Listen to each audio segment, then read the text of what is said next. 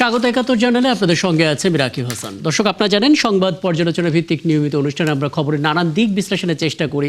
আমরা চেষ্টা করি পত্র পত্রিকা, টেলিভিশন, ডিজিটাল মিডিয়া এবং অবশ্যই নিউজ পোর্টালে যে সমস্ত খবরের শিরোনাম হয় সেগুলো একে একে জানিয়ে দিতে এবং একই সঙ্গে সে সমস্ত খবরের সঙ্গে যুক্ত মানুষদেরকে আমরা সংযুক্ত করি আমাদের আলোচনার টেবিলে। আমাদের স্টুডিও এবং অনলাইনে সংযুক্ত হয়ে অতিথিরা আমাদের খবরের নানান বিশ্লেষণ জানান এবং আমরা তাদেরকে প্রশ্ন করি, উত্তর খোঁজার চেষ্টা করি এবং সেই ধারাবাহিকতায় আজ আমার সঙ্গে স্টুডিওতে আছেন সিনিয়র সাংবাদিক এম এ আজিজ।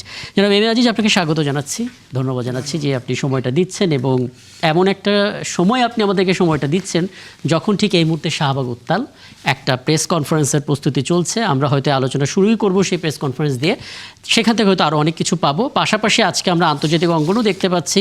ইরান সমস্ত হুমকি উপেক্ষা করে প্রথমবারের মতন টোল আদায় করছে হরমুজে, এবং সেটা অবশ্যই চীনের যে ইউয়ান, সেটাতে আমরা সেটা নিয়েও আলাপ করার চেষ্টা করব। এবং বলে রাখি দর্শক, এই আয়োজনে বিভিন্ন পর্যায়ে ধাপে ধাপে আমাদের অতিথিরা যুক্ত হবেন অনলাইনে, আমরা তাদের সঙ্গেও কথা বলবো। এবং বলে রাখি এই মুহূর্তে দর্শক আমাদের সঙ্গে আছেন বিএনপি দলীয় সংসদ সদস্য ফজলে হুদা বাবুল, এবং আমাদের সঙ্গে যুক্ত থাকবেন আন্তর্জাতিক ছাত্র যুব ফেডারেশন ইপসুর মহাসচিব ডক্টর মোস্তফা ফয়সাল পারভেজ। আমরা সবাইকে আমন্ত্রণ জানাচ্ছি এবং আলোচনার এক ফাঁকে যুক্ত হবেন এনসিপি যুগ্ম সদস্য সচিব এস এম সাইফ মোস্তাফিজ, তাকেও আমন্ত্রণ জানাচ্ছি। আমরা আলাপটা শুরু করতে চাই সিনিয়র সাংবাদিক এম এ আজিজ আপনাকে দিয়ে। আমরা সন্ধ্যা ৬টার পরেই শাহবাগ উত্তাল হতে দেখলাম। কেন উত্তাল হলো আমরা খবর নিলাম। একটা স্ক্রিনশট ফেসবুকে পোস্ট করা হয়েছে যেখানে কুরুচিপূর্ণ নানা রকমের বক্তব্য এবং ছবি যুক্ত করা হয়েছে এবং খোদ প্রধানমন্ত্রীকেও সেখানে যুক্ত করা হয়েছে। এই খবরটা যখন আমরা দেখলাম যে শাহবাগে উত্তেজনা তৈরি হচ্ছে, তখন আমরা দেখতে পেলাম যে শিবির এবং ছাত্রদল মুখোমুখি হলো। মুখোমুখি হওয়ার পর একজন আরেকজনকে ব্যাখ্যা দিচ্ছে এবং এর মাঝখানে আমরা দেখতে পেলাম ছাত্রদলের কিছু ছেলে মেয়ে এসে শিবির যাদের উপর হামলা হচ্ছিল তাদেরকে প্রোটেক্ট করলো, অর্থাৎ তারাই মূলত ক্যাম্পাসটাকে আবার ঠান্ডা করলো। এখন এটা হচ্ছে ছাত্র দলের বয়ান যে তারা আসলে ক্যাম্পাসকে ঠান্ডা করেছে, শিবিরের বয়ান হচ্ছে আমাদের উপরে হামলা করেছে খোদ ছাত্র দল। মানে ক্যাম্পাস অস্থির হলে কাদের লাভ আসলে? ধন্যবাদ আপনাকে। দেখেন, এটা আসলে চিটাগাং ইউনিভার্সিটিতে গোলমাল হয়েছে, একদম সেটার সংক্রমণ হয়ে এই জায়গায় চিটাগাং সিটি কলেজে সেখান থেকে এক জায়গায় গুপ্ত লেখা ছিল। হ্যাঁ, এখন ছাত্র শিবির জামাত ইসলাম তো গুপ্ত থাকেই। হ্যাঁ, এটা দেখে চটার তো কোনো কারণ নাই। কিন্তু এই সংঘাতগুলো যে এখন হচ্ছে, এরা তো সবাই অভ্যুত্থানের শক্তি। এখানে কিন্তু আসিফ ভুঁইয়া, সজীব ভুঁইয়া বলেছিল যে তাদেরকে আপনার ডিপ স্টেট বলেছিল ২৯ সাল পর্যন্ত ক্ষমতায় থাকার জন্য প্ল্যান দিয়েছিল। তো এখন ডিপ স্টেট সক্রিয় কিনা এটা ভাবতে হবে। এই গোলমালগুলোর পিছনে ডিপ স্টেট ওয়ার্ক করে কিনা এগুলো ভাবতে হবে। কারণ এখন যে দেশের অবস্থা, যাই বলেন না কেন, আপনার মধ্যপ্রাচ্যের যুদ্ধ, ইরান, যুক্তরাষ্ট্র, ইরাক যুদ্ধ, লিবিয়াতে বম্বিং, সব মিলিয়ে যে অবস্থাটা তৈরি হয়েছে, তাতে করে তো সারা বিশ্ব কিন্তু টালমাটাল অবস্থা। এই সময় ধরেন আমাদের সরকারও আপনার ইউনিট সরকারের ফেলে রাখা প্রায় ২৪ লক্ষ কোটি টাকা কিন্তু লোন দেনা আছে, ২৪ লাখ কোটি টাকা লোন। সুতরাং ২৮ লক্ষ কোটি টাকা পাচার হয়ে গেছে। হ্যাঁ, পাচার হয়েছে। তো এই জন্যে বলছি যে এখন ধরেন সামনে বাজেট আছে, এখন সরকারও ধরেন বয়স মাত্র ২ বছর ২ মাস। এখন যদি আপনার অনেকেই বলে এটা হানিমুন পিরিয়ড, তারাও সামলায় উঠতে পারছে না। এদিকে তাদের সম্পর্কেও ধারণা আছে যে তারা বলছে জ্বালানি তেল অনেক মজুত আছে, কিন্তু লাইন তো কমে না। সুতরাং অনেকে ভাবছে, বলতে চেষ্টা করে তেল নাই আসলে, কিন্তু বলা হচ্ছে। সুতরাং সরকারের কিন্তু পরিষ্কার হওয়া উচিত এখানে। তো আমি যেটা বলতে চাই যে আপনাদের প্রথম প্রশ্নে, যে এই যে ছাত্র দল এবং ছাত্র শিবিরের ভিতরে সংঘাত, একে অপরকে উস্কানি না দেওয়া ভালো। কারণ আমার মনে হয় এখানে নিশ্চয়ই আমি আপনার কাছ থেকে একটু সময় নিতে পারি, একটু শাহবাগ থেকে ঘুরে আসি, সেখানে একটা প্রেস কনফারেন্স হচ্ছে। দর্শক, আমরা একটু শাহবাগে ঘুরে আসতে চাই। সেখানে একটা সংবাদ সম্মেলন হচ্ছে, দিনভর যা যা ঘটেছে, ইনফ্যাক্ট সন্ধ্যার পর থেকে যে সহিংসতা, সেটা নিয়েই মূলত এই প্রেস কনফারেন্স। আমি একটু ফজলে হুদা বাবুল আপনার কাছে আসি, নিশ্চয় আপনাকে এখানে পেয়ে যাব, আমন্ত্রণ জানাচ্ছি আপনাকে। এবং আমরা আসলে বোধহয় এখানে পাবো ফজলে হুদা বাবুল, আপনি আমাকে শুনতে পাচ্ছেন? আচ্ছা, আনমিউট করে নিতে হবে, খুব সম্ভবত মিউট আছে এটা। আচ্ছা আচ্ছা, ভেতর থেকে সাউন্ডটা ঠিক করা হচ্ছে। একটা বিষয় একটু বলবেন, মানে আমরা মূলত আজকে আলোচনাটা শুরুই করছিলাম সিনিয়র সাংবাদিক এম এ আজিজের কাছ থেকে, যে ক্যাম্পাস উত্তাল হলে আসলে কাদের লাভ। তিনি আসলে একটা সন্দেহের কথা বলছিলেন, যে আসিফ মাহমুদ সজীব ভুঁইয়া যে ইঙ্গিতটা দিয়েছিলেন যে ডিপ স্টেট তাদেরকে বলেছিল কত 2030 সাল পর্যন্ত, 29 সাল পর্যন্ত সময় পর্যন্ত হ্যাঁ ক্ষমতায় থাকার প্রস্তাব দেওয়া হয়েছিল নাকি। সেই রেশ ধরে তিনি বলছেন যে এখনই অস্থির পরিবেশ তৈরি করার পেছনে ডিপ স্টেটেরও ভূমিকা থাকতে পারে। আপনি আসলে কি কারণ খুঁজে পাচ্ছেন এবং আপনি সরাসরি বলতে পারেন কিনা কাদের লাভ আসলে ক্যাম্পাসটিকে এই মুহূর্তে অস্থির হলে? জি ধন্যবাদ। আপনি যে প্রশ্নটা করেছেন সেটার আগে আমি একটা দেশবাসী সহ আমার এলাকার সবাইকে এবং আপনারা যারা শুনছেন সহ আলোচকরা, সিনিয়র সাংবাদিক শ্রদ্ধাভাজন আজিজ ভাই সহ 71 টিভির সকল কলাকৌশলীকে সবাইকে অভিনন্দন যে আজকে বাংলাদেশ নিউজিল্যান্ডের সাথে সিরিজ জয় করেছে। এটা একটা ভালো খবর। আসলে ভালো খবরগুলো তো নিউজে হয় না, নিউজ মানেই নেগেটিভ। মানে আমি যেটা দেখি, আমি এত সংজ্ঞা জানি না, যেটা আপনি বিষয়ে কিন্তু আজকে আমাদের সংসদে খুব ভালো একটা আলোচনা হয়েছে।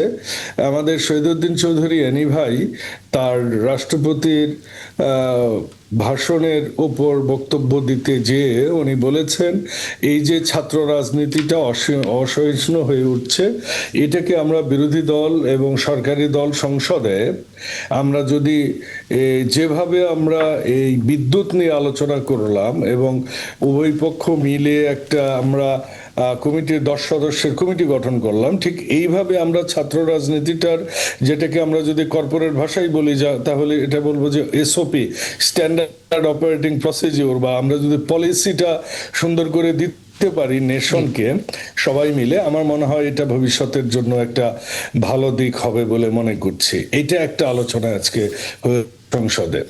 দ্বিতীয় কথা যেটা আপনি বললেন, আজিজ ভাই যথার্থই বলেছেন যে এই জিনিসটা আসলে চিটাগং থেকেই এটা ঘনীভূত হয়েছে, শুরুটা হয়েছে, ছোঁয়া লেগেছে আসলে, টিকেল ডাউন এফেক্ট, চুয়ে পড়ার নীতি এটা অবলম্বন করেছে।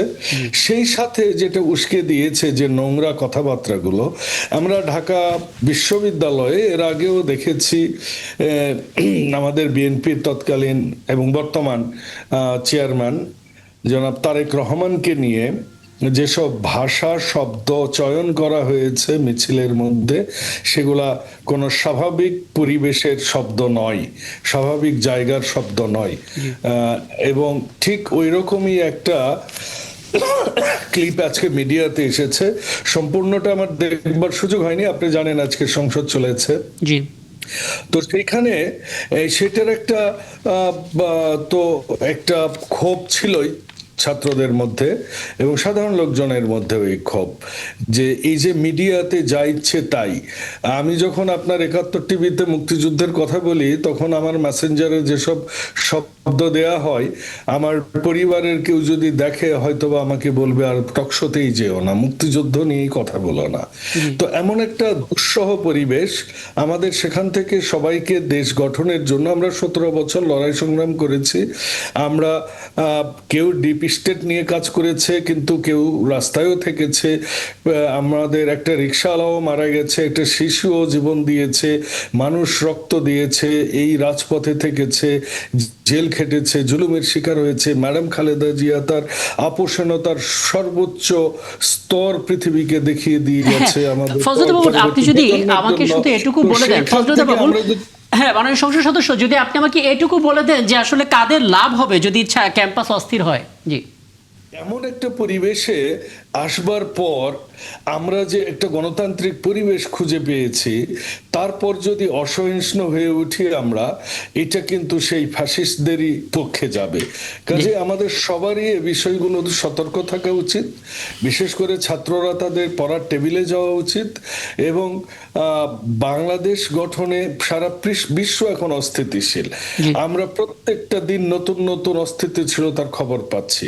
কাজে এই সময়টাতে আমাদের দেশ গঠনে সবার ভূমিকা রাখা উচিত, সেটা জেনজি বলেন আর এক্স জেনারেশন বলেন আর ওয়াই জেনারেশন বলেন, আমাদের প্রত্যেককে সহিষ্ণুতার সাথে, ধৈর্যের সাথে, দেশের স্বার্থে আমাদের কথা হবে, আমাদের যুক্তি থাকবে, তর্ক থাকবে, মত থাকবে, দ্বিমত থাকবে, কিন্তু আমরা গণতন্ত্র জন্য যেন আমরা সবাই সহিষ্ণু আলোচনা। একদম একদম।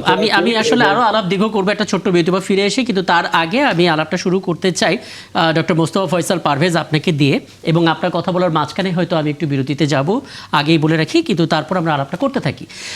প্রথমত আমরা আজকে যদি ইসলামী ছাত্র শিবিরের কেন্দ্রীয় প্রচার সম্পাদক, একই সঙ্গে তিনি ডাকসুর সাধারণ সম্পাদক SM ফরহাদ, তার একটা বক্তব্য শুনি। তিনি বলেছেন ছাত্র দলের নেতাকর্মীরা বহিরাগতদের নিয়ে এবি জুবায়ের এবং মুসাদ্দিকের উপর হামলা করেছে।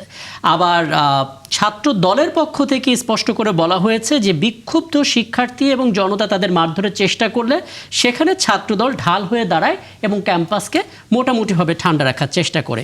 পারস্পরিক এই বক্তব্যটা আসলে কেন, মানে পুরোপুরি বিরোধী একটা বক্তব্য? হঠাৎ করে প্রতিটা ক্যাম্পাসে আমরা কম বেশি ছাত্র দল এবং শিবিরের মধ্যে একটা আস্থাহীনতা জায়গা দেখতে পাচ্ছি। ব্যাকআপ আমরা যদি প্রায় 6 থেকে 7 মাস পেছনে যাই, দেখা যায় যে তারা একই সাথে রাজপথে ছিলেন। কি হলো হঠাৎ করে আসলে? ধন্যবাদ আপনাকে, আপনি সহ আমাদের সম্মানিত আলোচক মণ্ডলী, দেশ বিদেশে যে যেখান থেকে আমাদের বক্তব্য শুনছেন সবাইকে আমার পক্ষ থেকে শুভেচ্ছা এবং সালাম। আসলে আজকে খুবই একটা অনাকাঙ্ক্ষিত ঘটনা ঘটেছে। আপনারা দেখেছেন যে শাহবাগ থানার মধ্যে জুলাইয়ের অন্যতম নায়ক এবং ডাকসুর সাহিত্য সম্পাদক এবং সমাজ কল্যাণ সম্পাদক মুসাদ্দিকের উপর হামলা করা হয়েছে, জুবাইয়ের উপর হামলা করা হয়েছে। অত্যন্ত অনাকাঙ্ক্ষিত এবং দুঃখজনক। মোসাদ্দেক হলো সেই ছাত্র নেতা, আমরা দেখেছি যখন জুলাই আবু সাইদকে হত্যা করা হলো, তারপরে যখন সারা বাংলাদেশ ব্ল্যাক আউট হয়ে গেল, প্রথম যে ছেলেটা একাই রাজপথে এসে সবকিছু ভেঙে স্লোগান দিয়েছিল, সবাইকে একসাথে করার চেষ্টা করেছিল, মোসাদ্দেক তাদের একজন। তার মতো একজন ছাত্র নেতা যাদের আত্মত্যাগের মতন বাংলাদেশ পেয়েছি, আমরা সরকার গঠন করছি, আমরা বিভিন্ন পোস্টে গেছি, আজকে আমরা এখানে কথা বলতে পারছি, আমাদের ফ্রিডম অফ স্পিচ পাচ্ছি আমরা। আজকে তাদেরকে থানার মধ্যে, যেটা আমরা 17 বছরও ছাত্রলীগ শাহবাগে সাহস দেখায় নাই, সেখানে থানার মধ্যে পুলিশের সামনে যে অনাকাঙ্ক্ষিত ঘটনাটি ঘটেছে, এটা সত্যি দুঃখজনক এবং কষ্টকর। তার সূত্রপাতটা কোথায়? আমরা যতটুকু দেখলাম যে মাহমুদ নামক একটা ছেলের নামে ফেক আইডি খুলে প্রধানমন্ত্রীর ব্যাপারে নেতিবাচক মন্তব্য করা হয়েছে এবং ফ্যাক্ট চেকিং এর মাধ্যমে সেটা জানানো হয়েছে যে এটা একটা ফেক আইডি এবং যে স্ট্যাটাস গুলো দেওয়া হয়েছে এআই তে বানানো স্ট্যাটাস। আচ্ছা, আমি মানে রিউমার স্ক্যানার যেটা করেছে বোধহয় আপনি সেটাও দেখেছেন। এহসান চৌধুরী মূলত মূল পোস্ট দাতা ছিলেন, এটা রিউমার স্ক্যানারে বলা হচ্ছে। পরবর্তীতে আব্দুল্লাহ মাহমুদ তারটা স্ক্রিনশট নিয়ে এডিট করে প্রচার করা হয়েছে এবং সেখান থেকে এই গুজবটা বড় আকার নিয়েছে। জি, তারা থানায় জিডি করতে গিয়েছিলেন, সেখানে তারপর হামলা করা হয়। তখন হামলার কথা শুনে সেখানে মোসাদ্দিক যায় বাঁচানোর জন্য। তাকে আমি দেখলাম যে ছাত্রদল ঢাকা বিশ্ববিদ্যালয়ের সভাপতির নেতৃত্বে বলা যেতে পারে তার উপর হামলা করা হয়েছে। তা সত্যি অনাকাঙ্ক্ষিত। এবং আজকে শুধু তাই না, আজকে 6 জন সাংবাদিক, ঢাকা বিশ্ববিদ্যালয়ের সাংবাদিক সমিতির সভাপতি সহ মানব জমিন, অবজারভার, নয়া দিগন্ত, কালের কণ্ঠ, এরকম 6টা পত্রিকার সাংবাদিককে তারা হামলা করা হয়। আপনার সঙ্গে আলাপে ছিলাম এবং সাংবাদিকদের উপর হামলার কথা পর্যন্ত আপনি বলছিলেন। জি, আমি যে কথাটি বলছিলাম, আজকে আসলে যে অনাকাঙ্ক্ষিত ঘটনাগুলো ঘটেছে তার অন্যতম একটি ছিল ঢাকা বিশ্ববিদ্যালয়ের সাংবাদিক সমিতির সভাপতি সহ 6 জন সাংবাদিকের উপর হামলা করা হয়েছে। এবং আমরা গতকালও দেখেছি যে চট্টগ্রামের একটি কলেজে, সেই কলেজের সদস্য সচিবের নেতৃত্বে প্রকাশ্যে অস্ত্র উঁচিয়ে প্রতিপক্ষের উপর হামলা করা হয়েছে এবং কিভাবে অস্ত্র প্রদর্শন করেছে। আমরা আসলে গত 1.5 বছর ছাত্ররা এ ধরনের রাজনীতির সাথে মানে অপরিচিত ছিল। একটা সময় ছিল ছাত্র রাজনীতি দৈত্যে পরিণত হয়েছিল। একটা ছাত্র রাজনীতির নাম শুনলে সবাই ভয় পেত। সেখান থেকে নতুন একটি আলোকিত দিনে যাত্রা শুরু হয়েছিল। সবাই ছাত্র রাজনীতি ইতিবাচক হিসেবে মানে চিন্তা করা শুরু করেছিল। সেই দৃষ্টিকোণ থেকে যা শুরু হয়েছে, আমি মনে করি আজকে সকালে ঈশ্বরদীতে হামলা হয়েছে, সেখানে ছাত্রদের উপর হামলা করা হয়েছে। এই তথ্যগুলো তো আমাদের আছে, কিন্তু ডক্টর মোস্তফা পারভেজ একটু যদি বলেন এই অনাস্থাটা কেন তৈরি হলো, ঠিক কোন ইস্যুকে কেন্দ্র করে আসলে এরকম সহিংস হয়ে উঠছে ক্যাম্পাসগুলো একসাথে? আসলে দেখেন, স্পষ্ট তো আমার কাছে মনে হয়েছে এখানে কোনো ইস্যু সহজে খুঁজে বের করা কঠিন ক্যাম্পাসগুলোতে। কিন্তু সামগ্রিকভাবে সরকার যেদিকে এগিয়ে যাচ্ছে, আপনি যদি দেখেন জনজীবন অনেকটা অতিষ্ঠ হয়ে গেছে, বিশেষ করে জ্বালানির বিশ্ব রাজনীতির কারণে জ্বালানির মূল্য বৃদ্ধি, দেশের মুদ্রাস্ফীতি, সরকারের সমালোচনা চলছে।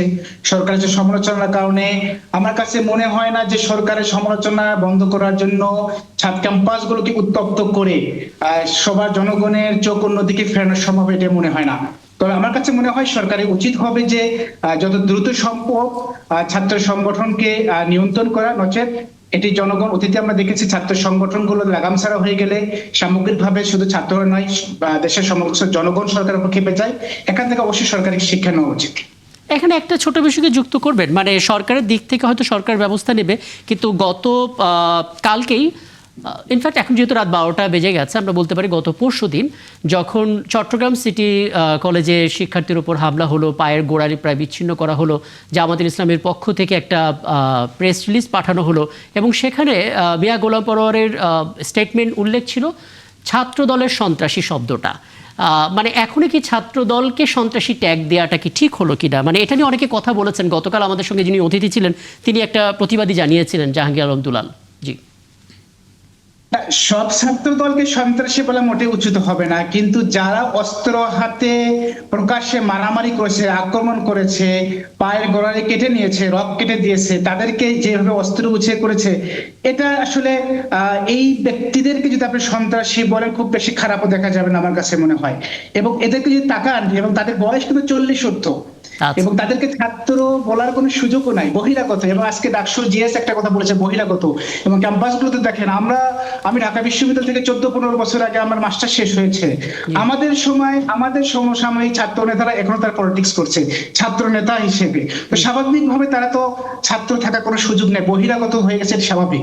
এটা আমাদের চিন্তা করার কোনো সুযোগ নেই। তো এই বিষয়গুলো অবশ্যই আমাদের বুঝতে পারছি আপনার জায়গা থেকে খুব চমৎকার করে স্পষ্ট করেছেন। আমরা এনসিপি যুগ্ম সদস্য সচিব এস.এম. সাইদ মুস্তাফিজকে দেখতে পাচ্ছি। সাইদ মুস্তাফিজ, আপনাকে আমন্ত্রণ জানাচ্ছি, নিশ্চয়ই আপনার সঙ্গে কথা হবে। আমরা এই আলাপটাকে আরেকটু জি হ্যাঁ জনাব এম এ আজিজ, একটা মতামত আপনার কাছ থেকে নিতে চাই। মানে ছাত্রের বয়স 40 বছর, এখন যেটা আসলে বললেন ডক্টর মোস্তফা পারভেজ, সেটা চাইতেও বড় কথা হচ্ছে যেভাবে হামলা হচ্ছে সেটা নিয়ে নানা রকমের বক্তব্য, সাংবাদিকরা পুরো ঘটনা তুলে ধরে সেটা নিয়ে প্রতিবেদনও করতে পারে। কিন্তু মুশকিল হচ্ছে যখন একটা রাজনৈতিক দল তাদের জায়গা থেকে ছাত্র দলকে সন্ত্রাসী দল হিসেবে বা সন্ত্রাসী হিসেবে আখ্যা দিচ্ছে, সেই জায়গা থেকে তো একটা বক্তব্য থাকে না। দেখেন, আমি এখন কথা বললে মনে হবে যে ছাত্র রাজনীতির বিপক্ষে আমি কথা বলছি। আসলে ছাত্র রাজনীতির এখন পার্লামেন্টারি কমিটি করছে না, জামাতের 5 জন, বিএনপির 5 জন নিয়ে, তারা ডিসাইড করুক ছাত্রদের কতদূর পর্যন্ত আগাতে পারে এবং ছাত্রদের বয়সও নির্ধারণ করে দেওয়া উচিত। ছাত্ররা, আমি তো দেখেছি ধরেন ডাকসু নির্বাচনে ডাকসু সাদিক কায়েম প্রত্যেকটা পলিটিক্যাল ইস্যুতে কথা বলেছে। ওরা তো একটা প্রতিষ্ঠান, তো মানুষের রাগ হতেই পারে। সে তো, আমি দেখতে তারেক রহমান সম্পর্কে কথা বলতেছে, বিএনপি সম্পর্কে কথা বলতেছে, কেন? ওটা তো একটা প্রতিষ্ঠানের এখন সে ভিপি, তাই না? সুতরাং কাউকে আবার যেমন সিটি কলেজে গোলমাল হলো, সেখানে ছাত্র দলের, এটা স্বাভাবিক, ছাত্র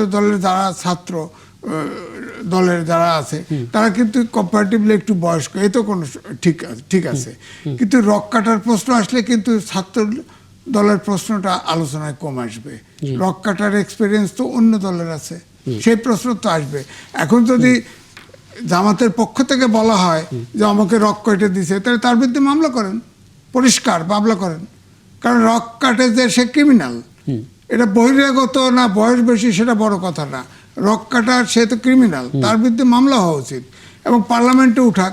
বাইরের থেকে এগুলো সন্ত্রাসী যদি এইরকম জাতীয় দল থেকে, জাতীয় সংগঠন থেকে যদি উস্কানি দেওয়া হয় অভ্যুত্থানের শক্তিটা, এখন যদি গোলমালটা স্প্রেড করে সারা দেশে, কথার কথা, তাহলে তো এরাই ক্ষতিগ্রস্ত হবে। কারণ এখন তো একটা আইনও আছে, এই পার্লামেন্ট কিন্তু আইন করছে যে আওয়ামী লীগকে নিষিদ্ধ রেখে সন্ত্রাস বিরোধী আইন করেছে। আমি কিন্তু এটা বলি, একটা গণতান্ত্রিক ব্যবস্থায় কোনোভাবে এই ধরনের একটা কালো আইন হওয়া ঠিক হয় নাই। কারণ এটা ওপেন হ্যান্ডেড আইন, ওপেন হ্যান্ডেড। অর্থাৎ আমি দেখেন 5ই আগস্টের পরে মোস্তাকের সময় 1974 সালে স্পেশাল পাওয়ার অ্যাক্ট ছিল, তাতে ডিটেনশন দেওয়া হলে সে কোর্টেও যেতে পারতো না। অর্থাৎ যতদিন সরকার তাকে ওই আইনে আটকায় রাখতে পারতো। তো এখন ওই 80% লোক, কমপক্ষে 80% লোক মোস্তাকের সময় ওই আওয়ামী লীগের করা 1974 সালে স্পেশাল পাওয়ার অ্যাক্টে জেলখানে আটক ছিল। তো এখন ধরেন, এখন এই পার্লামেন্টে আইন করছে, সেখানে এনসিপি দেখছি বয়কট করছে, জামাত তো খুশি হয়েছে, বিএনপিও খুশি হয়েছে, আইন তো একটা করে দিল। এখন যদি ধরেন আপনার জামাত ধরেন এখন যদি আইন শৃঙ্খলা পরিস্থিতির অবনতি ঘটায়, হ্যাঁ, তাহলে এই আইন প্রয়োগ করতে পারে। আবার আওয়ামী লীগ যদি নিষিদ্ধ হয়ে যাবে,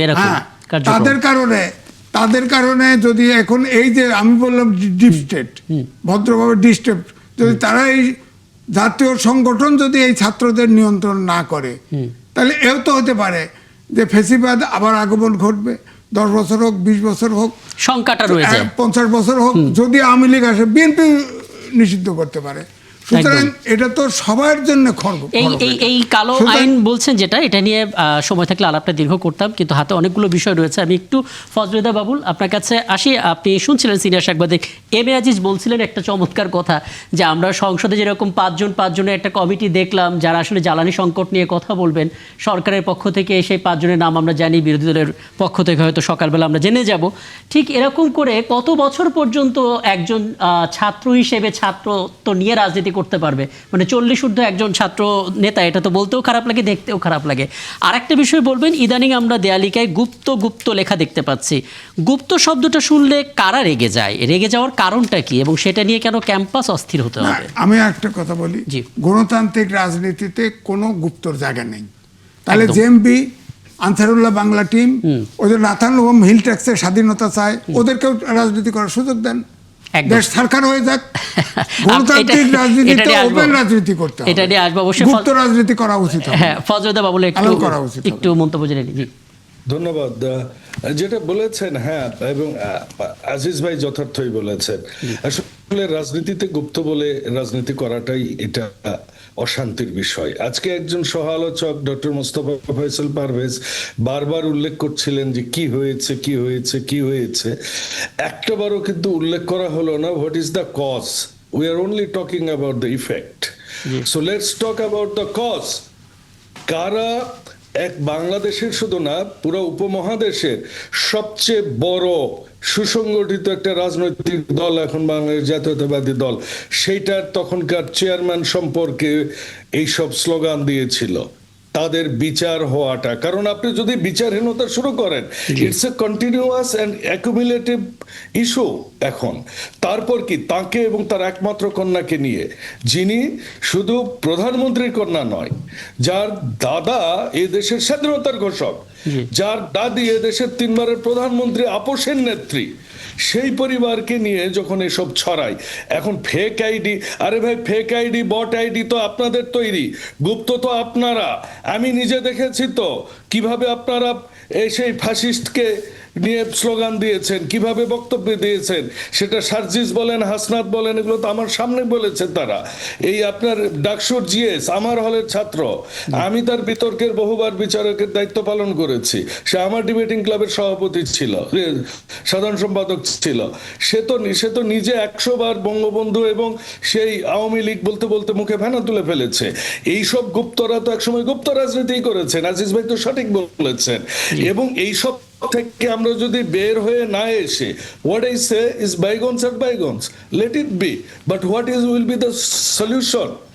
এবং আমরা প্রথম কথা বট আইডি নিয়ে আমাদের কথা বলতে হবে। দ্বিতীয়ত, যারা এইসব বাজে কথা, আমি আপনাকে দেখাবো আমার স্ক্রিনে, আমি I will share with you on my, share করার দরকার নেই, এটা মোটামুটি ভাবে আমরা জেনে যাব। জি, তারা আমার এলাকারই শিবিরের একটা ছেলে আমাকে এগুলো লিখেছে, তার এটা বট আইডি না, এটা ফুল আইডি। আমি বলতে পারি ভাই মামলা করেন না কেন? আরে ভাই কতগুলো মামলা করব, কত হাজার বট আইডি। ফজলুদ্দিন বাবুল, একটা বিষয় একটু আপনার চোখে, আপনার নজরে আনি। আপনি একজন সংসদ সদস্য, বেসরকারি সংসদ সদস্য, কিন্তু বিএনপি দলীয় সংসদ সদস্য, এবং আমরা দেখতে পাচ্ছি খোদ সরকারের মন্ত্রীরা পর্যন্ত। জিনিস অ্যাড করতে চাই, আমি একটা জিনিস অ্যাড করতে চাই, দেখুন ছোট করে, জি। আমরা যদি একটু ভালো কিছুও চিন্তা করতে পারি, এত কিছুর মাঝে কিন্তু একটা জিনিস হয়েছে, এই যে জুবায়ের মোসাদ্দেককে জি। আজকে কিন্তু আবার এই যে কেওয়াজ, এখান থেকে কিন্তু আবার রক্ষা করেছে কে? ছাত্রদল।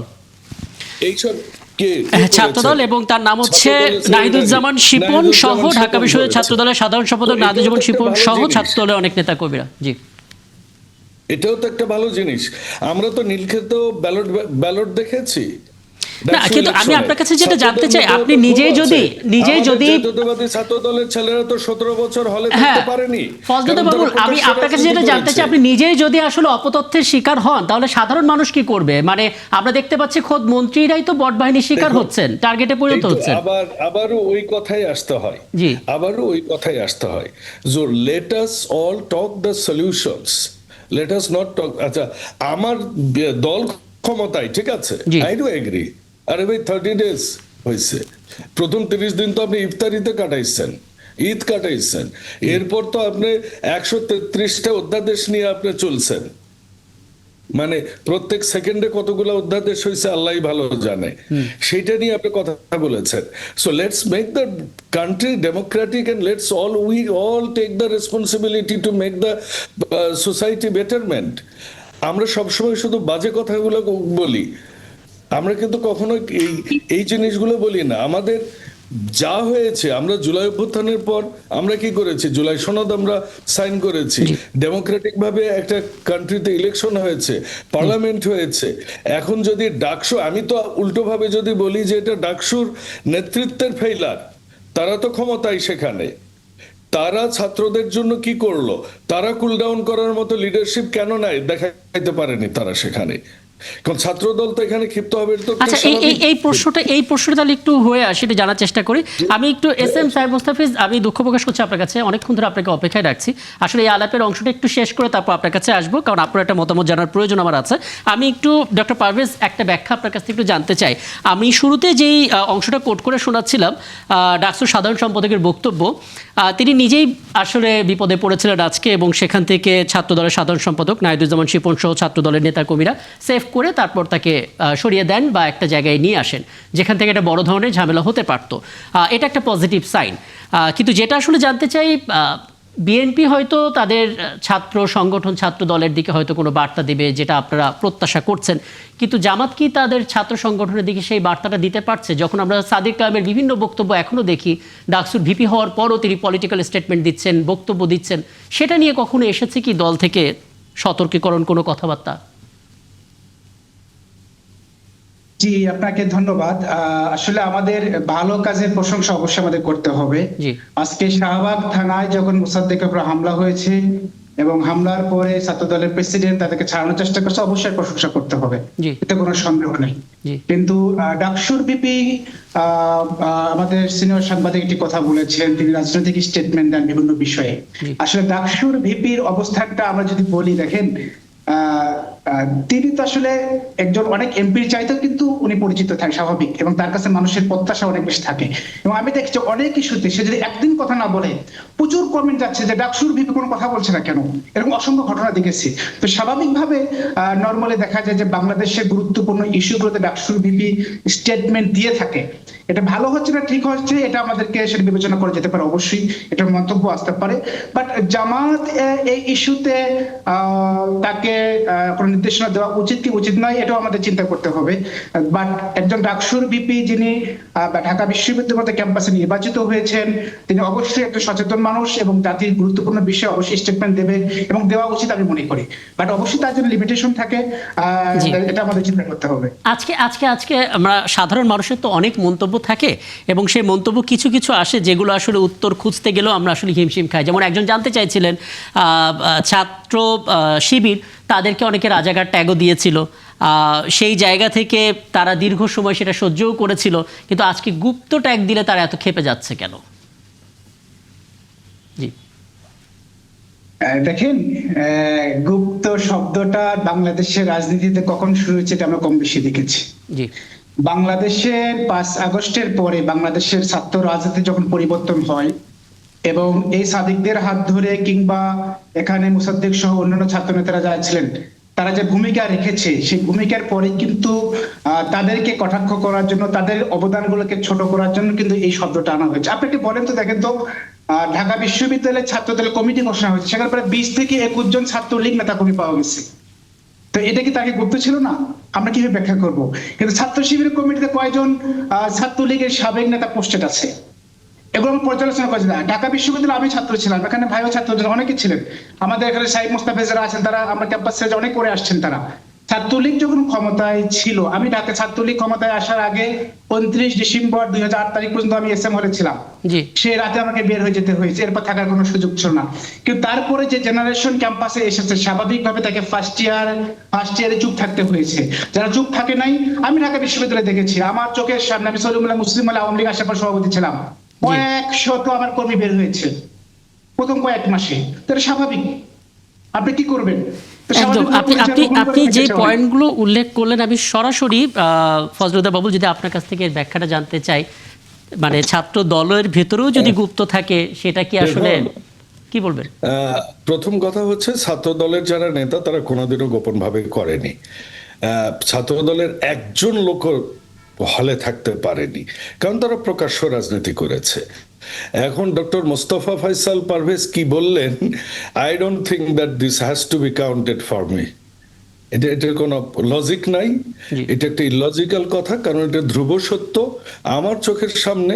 আমি তো আপনাকে নাম বললাম, তো আমাদের ছাত্র দলের ছেলেরা যদি জেল খাটতে পারে, জুলুম খাটতে পারে, রাস্তায় ঘুরতে পারে, যে ক্যাম্পাসে ঢুকতে পারে না, তাহলে ছাত্র শিবিরের গুলা কোন হিসেবে তারা ছিল?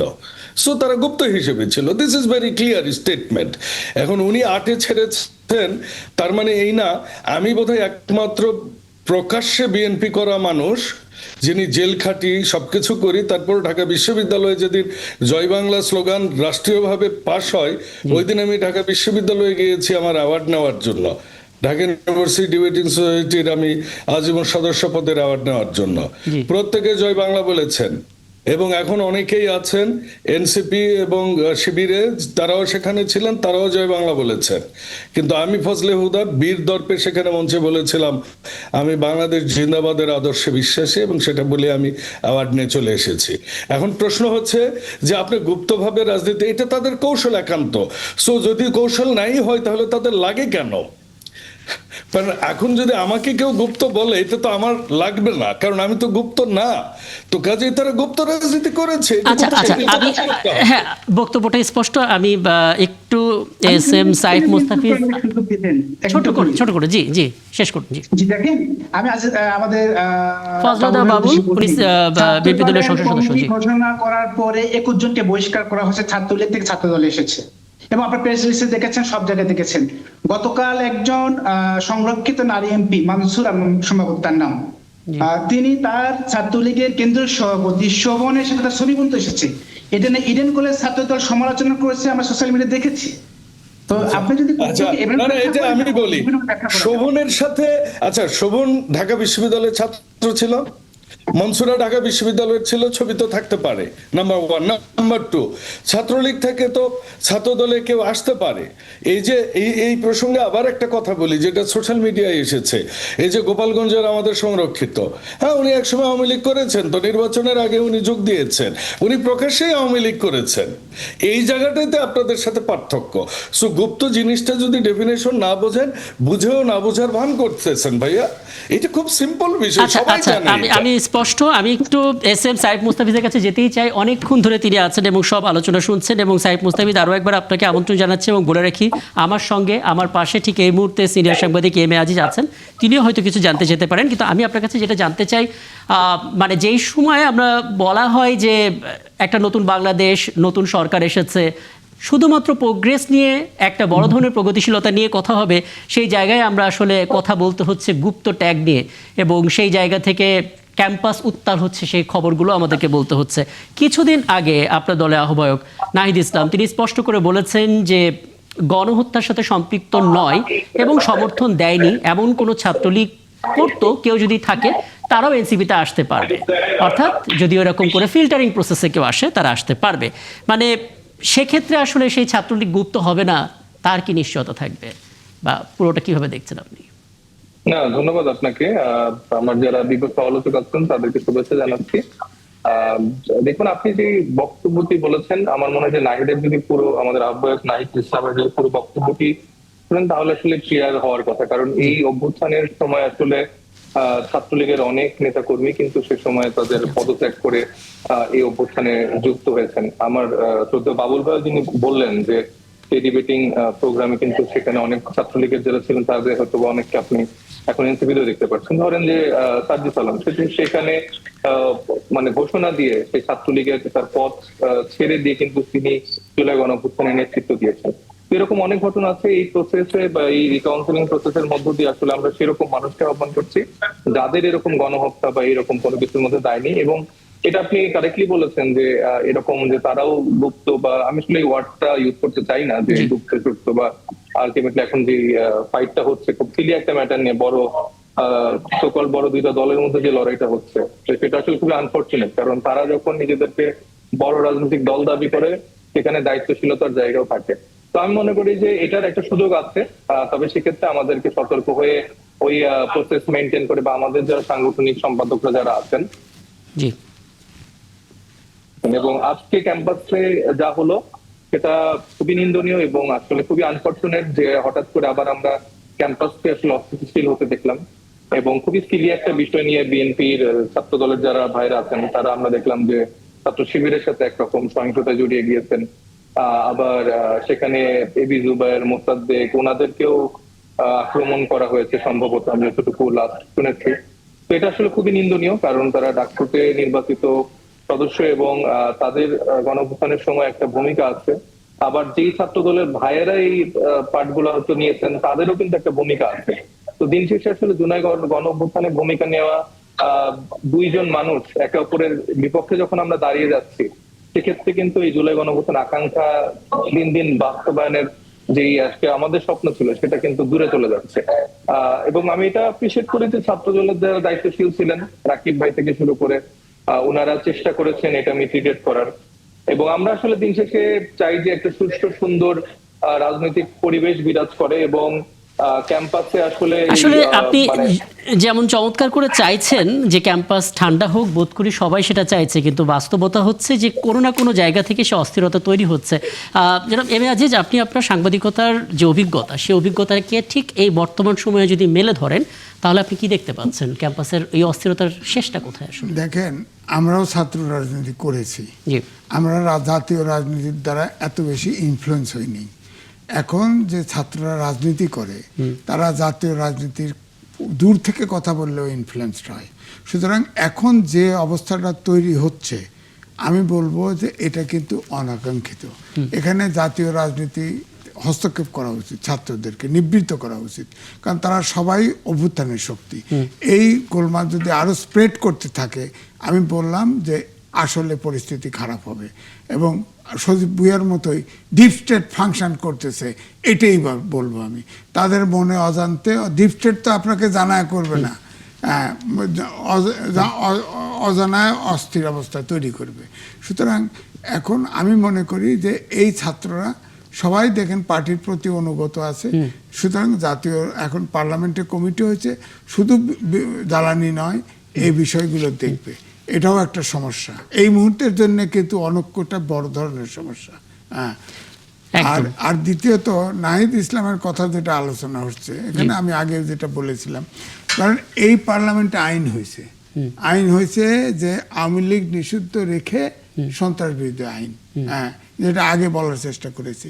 সেখানে কিন্তু আছে যে ওই দলের সমর্থক, কর্মী, সহযোগী সংগঠন, অঙ্গ সংগঠনের সদস্যরাও আইনের আওতায় আসতে পারে।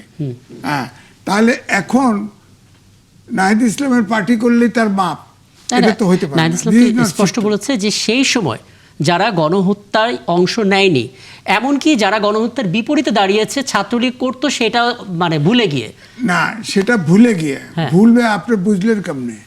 আমাদের দেশে, বাংলাদেশের মাটি সোনার চেয়েও খাঁটি, যে যে দল করে ওখান থেকে সরে না।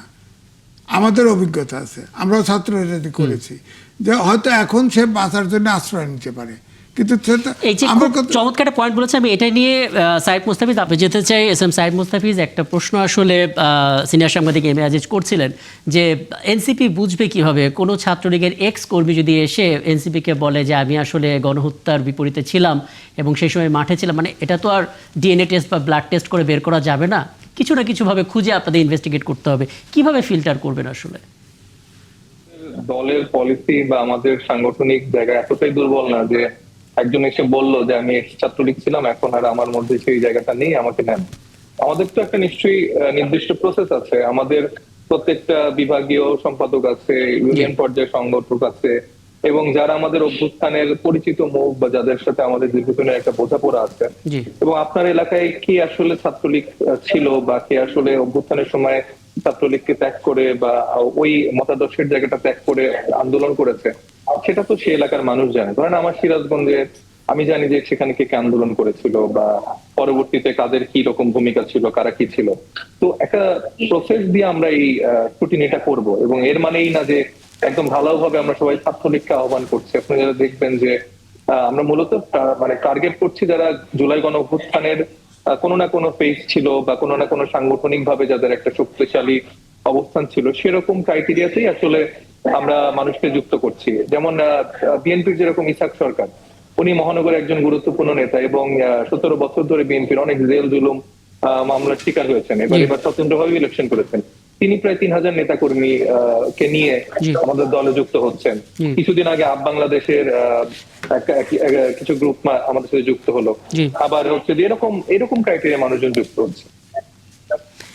কিছু জানতে চাই না, তবে মোস্তফিজ সাহেব, আমার যেটা হয় সন্দেহ হয় যে ধরেন আপনারা সংগঠনের সদস্য সংখ্যা বাড়ানোটা প্রধান টার্গেট, কারণ যখন ডক্টর মোহাম্মদ ইউনূস সাহেব যখন স্থানীয় সরকার থেকে সব মেয়র চেয়ারম্যান বাদ করে দিল, তখন চেয়ারম্যানদের বৈঠকে কিন্তু আলাপ করেছিল। তখন এনসিপি হয়েছে কিনা আমার মাথায় নাই, তখন বলেছিল আমাদের সাথে আসলে আপনাদের বিষয়টা দেখব।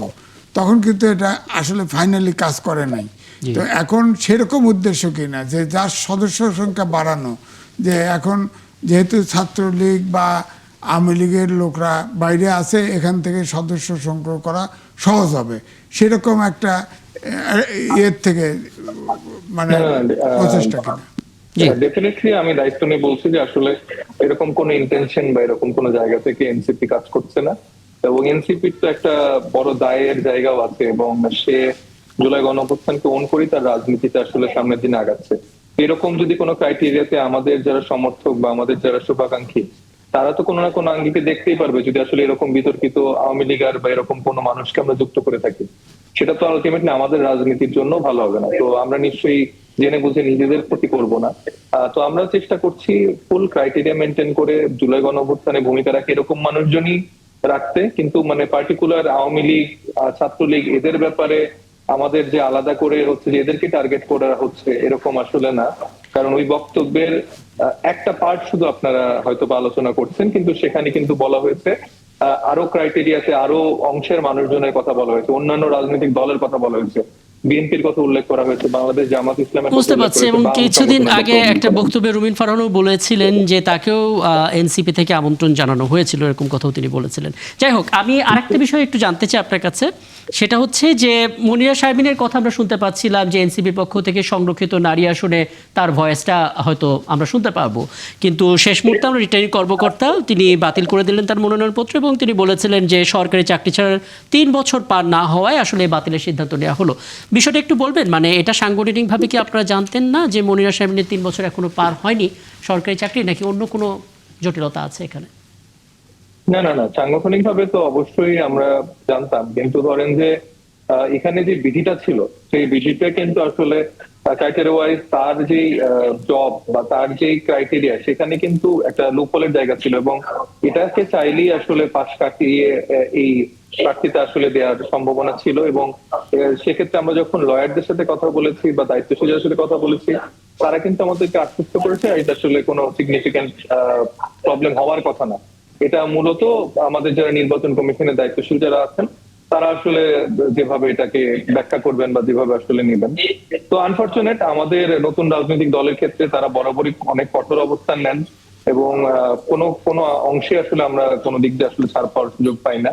এবং আপনি যদি দেখে থাকেন, মানে ইভেন আমার নিজের আসনের যেই এমপি আছেন বর্তমান স্বাস্থ্য প্রতিমন্ত্রী, উনি কিন্তু দ্বৈত নাগরিক, মানে এটা কিন্তু অন রেকর্ড আমার কাছে তথ্য প্রমাণ সবকিছু আছে, ব্রিটিশ নাগরিক। কিন্তু সেই অভিযোগ দেওয়ার পরও, তাদের কাছে ডকুমেন্ট সাবমিট করার পরও তারা সেটা আমলই নেয়নি এবং তার প্রার্থীতা কিন্তু বৈধতা পেয়েছে। এবং আপনি জানেন যে প্রায় 25 জনের উপরে ঋণ খেলাপি সরকারি দলের এরকম এমপি আছেন যারা কিন্তু কোন রকম বাধা বিপত্তি ছাড়াই এই জায়গাগুলোকে এনশিওর করতে পেরেছে। কিন্তু একজন তরুণ নারী যিনি আসলে ছাত্র জীবন থেকে রাজপথে লড়াই সংগ্রাম করে ডাকসুর মতো জায়গায় নিজের একটা প্রতিনিধিত্ব করে সে যখন সামনের দিকে বাড়লো, এবং আপনারা জানেন যে নিজ যোগ্যতা একটা সরকারি চাকরি সে যে তার যখন পেয়েছে, তো তার তো একটা লড়াই আছে। এবং এই জায়গাগুলোতে আসলে আমার মনে হয় যে রাষ্ট্র থেকে আমরা যখন বলি যে আমাদের নারী নেতৃত্ব বা নারীদেরকে আসলে সামনে আগানো উচিত, কিন্তু ঠিকই আমরা দেখলাম যে আসলে সেক্ষেত্রে আসলে ছোট কোনো একটা ক্রাইটেরিয়াতে তাকে বাধা দিয়ে ফেলা। বুঝতে পারছি।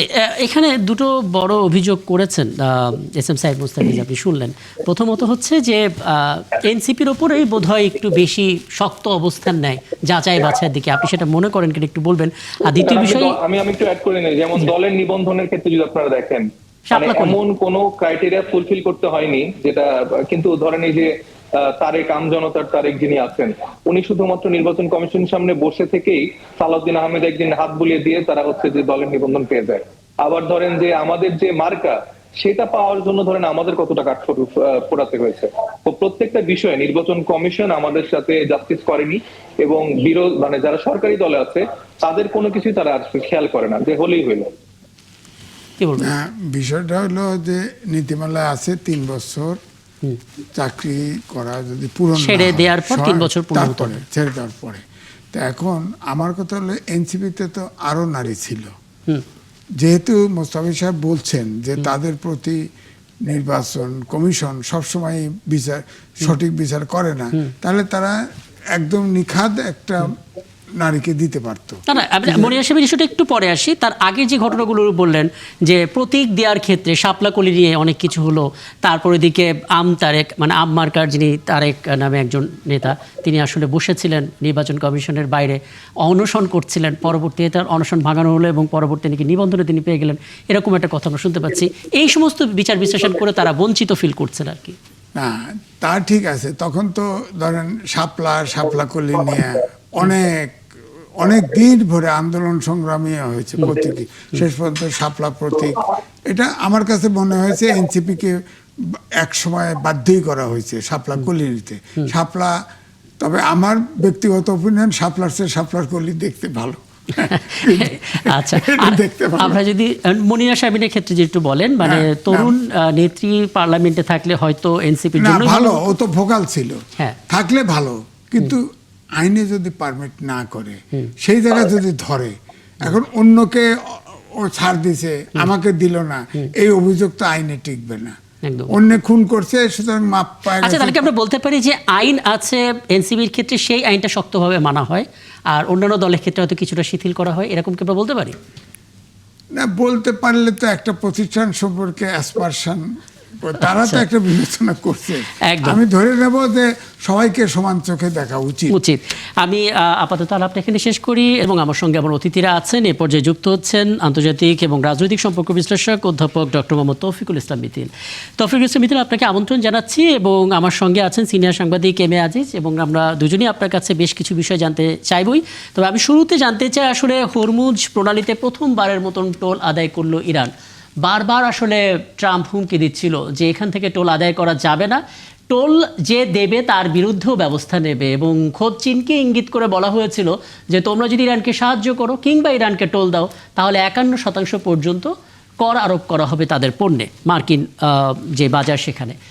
কি বুঝলেন আসলে, এটা কি ইরানের দিক থেকে একটা চ্যালেঞ্জ ছুড়ে দেওয়া হলো? পরবর্তী ধাপ আসলে কি হতে পারে? ধন্যবাদ আপনাকে, বরাবরের মতো আবারও ধন্যবাদ 71 টিভিকে সমসাময়িক ইস্যু নিয়ে কথা বলার জন্য এবং আমাকে কথা বলার সুযোগ করে দেওয়ার জন্য। আপনি যথার্থই বলেছেন, আজকে এর একটা উক্তি ডোনাল্ড ট্রাম্প যেটা করেছেন, শুট অ্যান্ড কিল। আপনি দেখেন, একদিকে যুদ্ধবিরতির কথা বলছে, আবার যুদ্ধবিরতি লঙ্ঘন করছে। ডোনাল্ড ট্রাম্পের এই ভাষ্য দিয়ে বোঝা যায় যে আসলে উনি যুদ্ধবিরতি চাচ্ছেন কিনা। আপনি দেখেন আজকের দিনের যে ঘটনাগুলো যদি পর্যালোচনা করেন, ইসরায়েলি কর্তৃক যে লেবাননে একজন সাংবাদিক আমল খলিলকে যে হত্যা করেছে, যুদ্ধবিরতির স্পষ্ট লঙ্ঘন।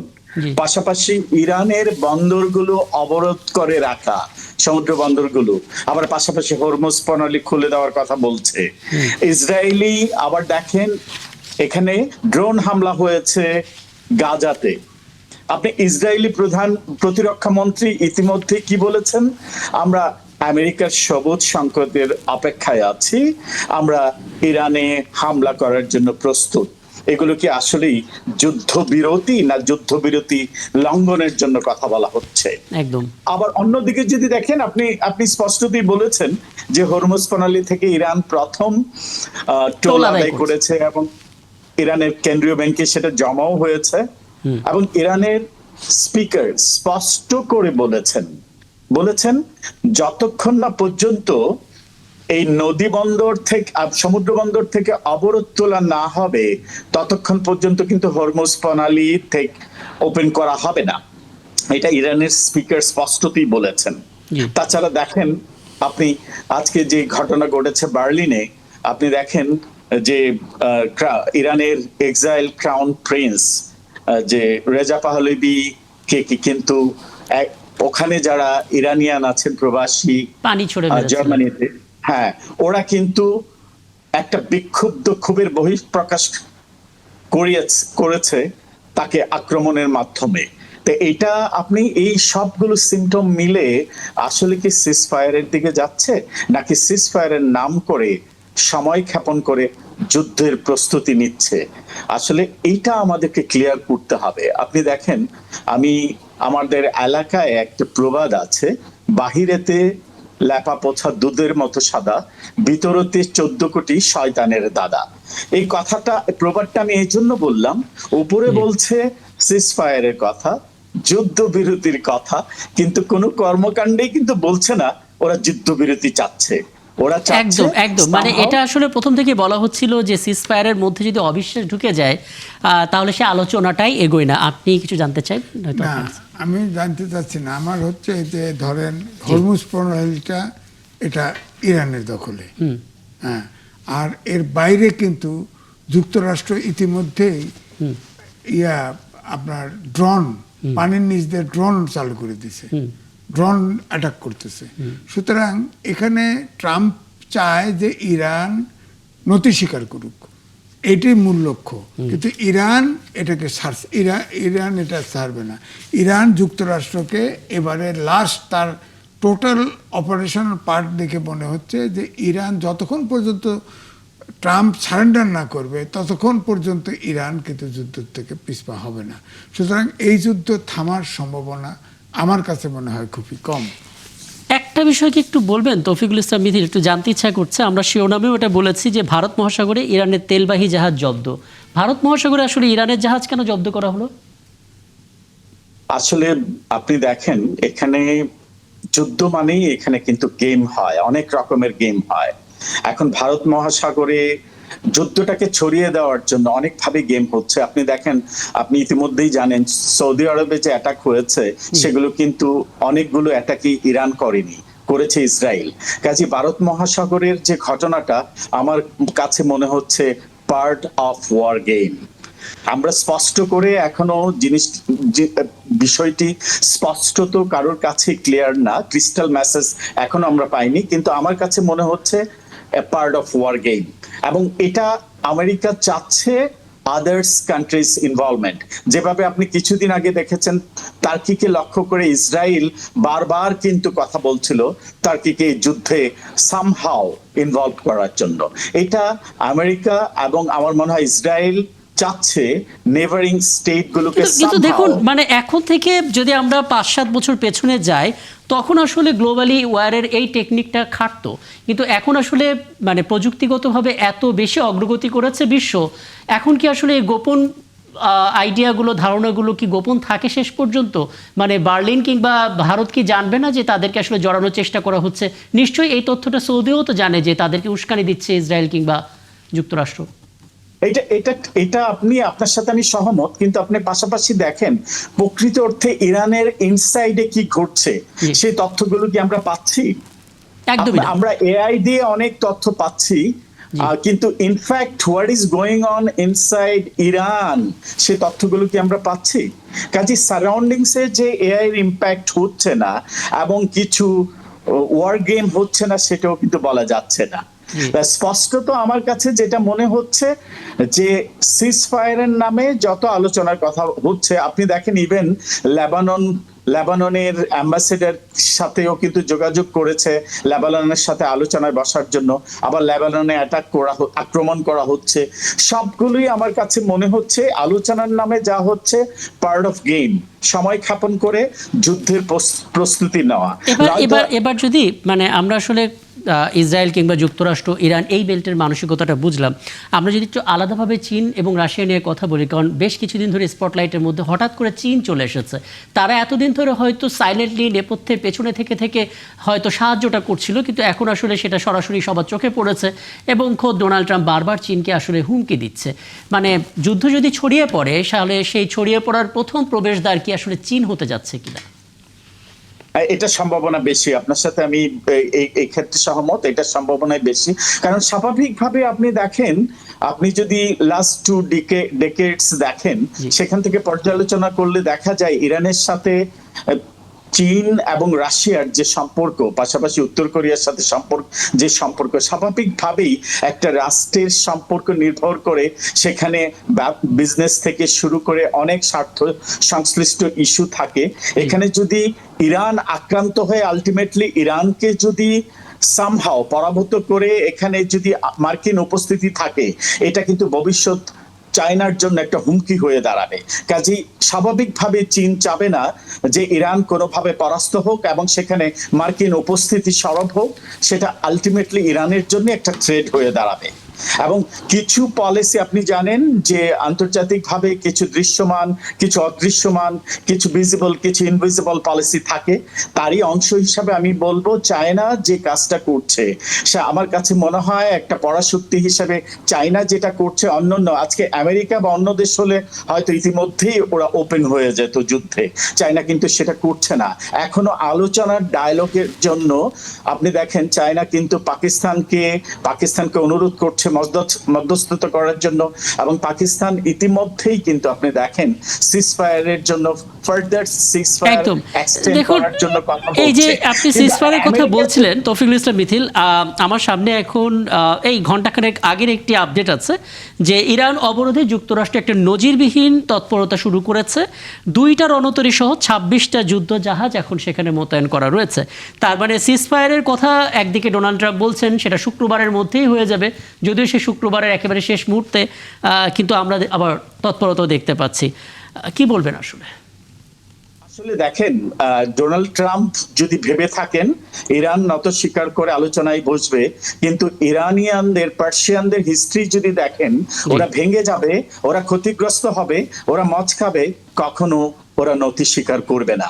ইতিহাস কিন্তু ইতিহাস আসলে এটাই বলে। আমি নিশ্চয়ই বলে দেয়, হ্যাঁ, আবার স্পষ্টত কিন্তু বারবার ইরানের স্পিকার সে মেসেজ দিচ্ছেন। একদম, এবং ভূ রাজনীতির যে চিত্র সেটা বিবেচনা করলে আসলে ইরানের সাথে কম বেশি সবারই স্বার্থ জড়িত। আমি একটা বিষয় আপনাকে জানতে চাই, আপনি দেখেছেন যে আজকে শিরোনামে আমরা বলছিলাম কিলোমিটার প্রতি বাস ভাড়া বাড়ানো হয়েছে 11 পয়সা করে। কেন? কারণ ঠিক এই মুহূর্তে জ্বালানি সংকট যেই পর্যায়ে আছে সেটার কথা বিবেচনা করে নানামুখী আলোচনার পর এটা বাড়ানো হয়েছে, যদিও সরকার বলছে এটা সমন্বয় করা। অন্যদিকে আমরা দেখতে পাচ্ছি যে সমস্ত পণ্য ঢাকার বাইরে থেকে ঢাকায় ঢুকবে, পরিবহন কস্ট বেড়ে যাচ্ছে শুধুমাত্র জ্বালানির কারণে। এখন বলা হচ্ছে এই পরিস্থিতি ঠিক হলে জ্বালানির দামও সহনীয় পর্যায়ে চলে আসবে এবং পরিস্থিতি আবার আগের মতো হবে। কিন্তু আপনি তো দেখলেন যুদ্ধবিরতি হওয়া, যুদ্ধ শেষ হওয়া খুব একটা সম্ভাবনা নেই। আমাদের দেশের জন্য কি অপেক্ষা করছে? না দেখেন, 11 পয়সা পার কিলো, জি, আপনি কি একবার হিসাব করেছেন? দূরপাল্লা এখন বাংলাদেশে 200 কিলোমিটার, 150 কিলোমিটার, 300 কিলোমিটার, টোটাল কত বাড়ে? আমার কথা তো 15 টাকা পার লিটারে বাড়ছে, সেই অনুপাতে বাড়ায় দিত, কিলোমিটারে গেল কেন হিসাবে? জ্বালানি তেলের দাম যত পার্সেন্ট বেড়েছে হ্যাঁ, এখানে তত পার্সেন্ট খোদ যারা আসলে পরিবহন মালিক তারা 28 পয়সা করে চেয়েছিল যে এটা বাড়ানো হোক। ভোক্তা তারা তো- অধিকারের সংখ্যা থেকে যখন বলা হলো তারা বললো না, 18-র বেশি বাড়ানোর প্রয়োজন নাই। এরপর এই দুটো বিবেচনা করে আরো কমিয়ে সরকার 11 পয়সা। না, তারা 47% ভাড়া বাড়াতে চেয়েছে পরিবহন। এটাকে মানে আমি তো বলবো যে একটু চাতুরতার সাথে পার কিলোমিটার 11 পয়সা বাড়ানো হয়েছে।